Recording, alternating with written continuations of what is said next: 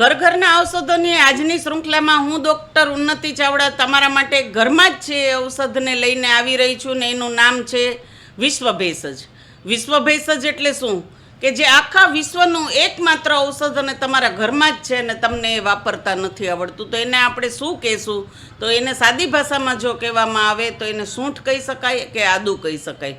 વિશ્વ ભેષજને વાપરવાની રીત અલગ અલગ રીતના જેને જે રીતે ફાવે એ રીતે વાપરી શકે છે, પણ ઋષિમુનિઓ જે અમારા શાસ્ત્રોમાં કહી ગયા છે કે ભોજન અગ્રે સદા પથ્યમ લવણ આદ્રકમ ભક્ષણમ, એટલે કે ભોજનની અગ્રતામાં એટલે કે જયમાં પહેલાં લવણ આદ્રકમ એટલે કે મીઠું અને કે સેંધવ અને આદુ, અને ભક્ષણમ એટલે કે જયમાં પહેલાં તમારે થોડી કાતરી આદુ અને લવણની ખાવી જોઈએ, આદુ અને મીઠાની ખાવી જોઈએ. આનાથી શું થાય તો કે એ દીપન પાચનનું કામ કરે છે, તમારા આમાશયની અંદર તમારી હોજરીની અંદર રસ સ્ત્રાવ વધારે છે, એટલે કે તમારા ખોરાકનું સરસ રીતના પાચન થાય છે.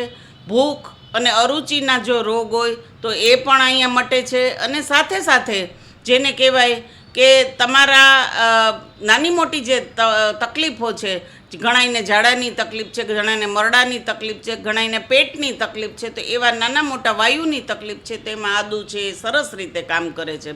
વાયુ અને કફના રોગમાં ખાસ કરીને જેને કહેવાય કે અક્ષીર ઉપાય છે, જેને કહેવાય કે ડિલિવરી બાદ પણ સૂંઠી પાક તરીકે પણ લેવામાં આવે છે, શિયાળામાં આદુ પાક તરીકે લેવામાં આવે છે. સામાન્ય રીતે રોજ ચામાં આપણે આદુને થોડો ઘસારો કરીને આપણે એને છીલીને નાખીએ છીએ. આ સિવાય આદુનો અવલે કરીને પણ લઈ શકાય છે, આદુને મુખવાસની રીતના પણ લઈ શકાય છે. અનેક બનાવવાના વ્યંજનો તમે પણ જો જાણતા હોય તો નીચે કોમેન્ટમાં લખો કે તમારા ઘરમાં આ આદુ છે એ કઈ રીતના ઉપયોગમાં આવે છે.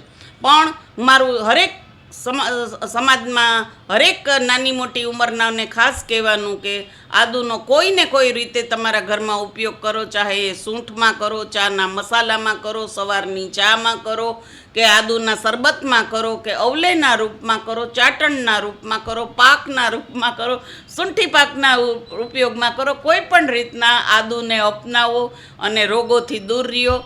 છતાં પણ આપણે તમારા પાસેથી પણ હું જાણવા માગીશ કે તમારા ઘરમાં આદુનો કેમ ઉપયોગ થાય છે, અથવા તો તમે આદુ મારા આ વિડીયો પછી ચાલુ કર્યું કે કેમ એ પણ તમારે કોમેન્ટમાં જણાવવાનું છે.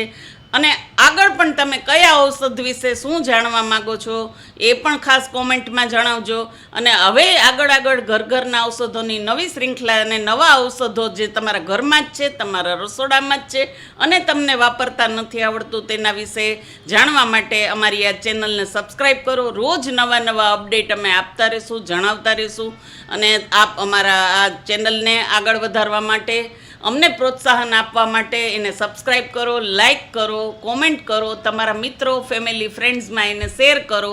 અને છતાં પણ કાંઈ આગળ માર્ગદર્શન જોતું હોય તો 9773170560 ઉપર અમારો કોન્ટેક્ટ કરો.